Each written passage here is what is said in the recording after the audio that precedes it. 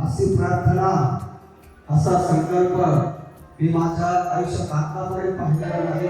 एका दत्तधाम सारख्या समितीला सुरुवात करायला आणि जर पाहिलं महाराज तर जसं द्रौपदी ज्यावेळेस संकटात होती आणि द्रौपदीने भगवंताची प्रार्थना केली आणि ती आत्मतेचे हात भगवंताने ऐकले, त्याप्रमाणे आज ही सर्व जनता संकटात आहे म्हणून ती तुमच्याकडे येते आणि तुम्ही दत्त प्रभूंकडे आत्मतेने हात मारता, संकल्प करता, प्रार्थना करता आणि तुमचा शब्द आज या कलियुगामध्ये दत्त प्रभू घेत जाऊ देत नाही. त्याच्यासाठी पुन्हा एकदा दत्तधाम सरकारला या ठिकाणी धन्यवाद देतो आणि अशी भारताची सेवा अखंड या ठिकाणी घडावी असंच उत्तर त्यांची प्रगती व्हावी दत्त महाराजांच्या चरणी प्रार्थना करतो.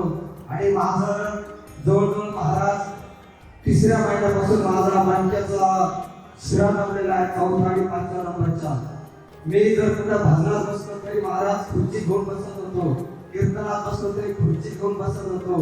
परंतु आज सकाळपासून मी आपल्या प्रार्थना संकल्पनामध्ये अगदी मांडी घालून बसलेला आहे. मला कुठलाही या ठिकाणी त्रास जाणवत नाही.